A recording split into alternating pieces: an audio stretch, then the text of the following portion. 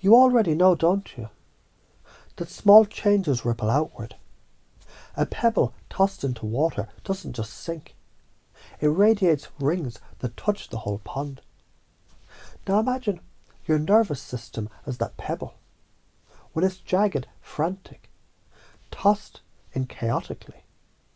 Ripples crash, collide, confuse the whole surface. But when it drops smooth, centered, stable, those ripples flow clean, wave after wave, harmonizing the entire field. And maybe you're realizing the bigger picture isn't about fixing every ripple. It's about the pebble you choose to be. Because let's chunk up. If you keep believing, if I don't fix it, it'll all fall apart.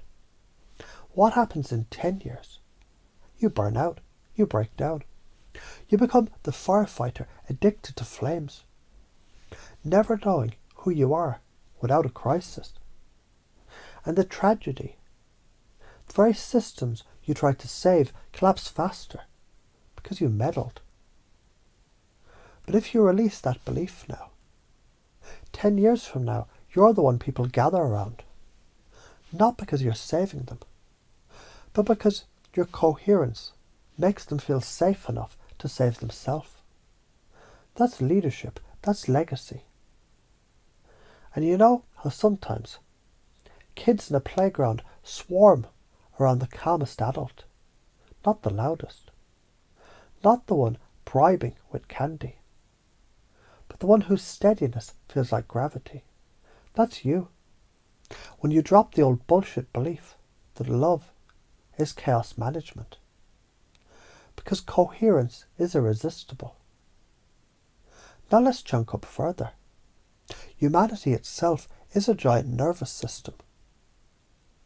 When you stabilize yourself, you change the resonance of your family. Families change communities. Communities shift nations. And nations tilt the trajectory of civilization. So tell me, how selfish is it, really, to clean your own frequency? If you don't, your chaos doesn't just poison the room. It echoes forward into generations. Children inherit your dissonance like second-hand smoke. But when you stabilize, you hand them coherence like clean air. That's medicine. That's karma paid forward. Now notice how funny it is. Your fear of people not liking you if you don't save them. Because desperation. It's like body odor. You're the last one to smell it. But everyone else wrinkles their nose.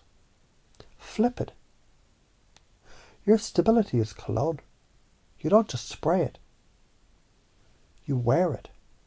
People lean in because it feels good. And maybe you're wondering now, what will my life look like when my unconscious automatically chooses stability first? You don't even have to try. Like brushing your teeth, like putting on shoes.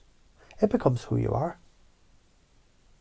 And when challenges hit, instead of flailing, you find yourself breathing, grounding, steadying. Another shift without you saying a word.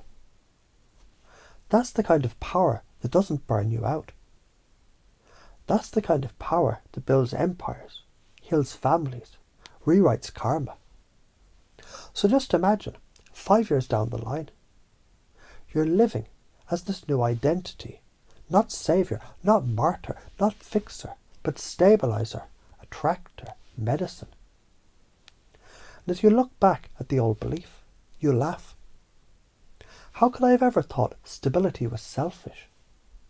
How could I not see it was the most generous thing I could ever give? And your unconscious already rewiring, already installing this deeper than words, deeper than thought. So every breath you take from here forward reminds you.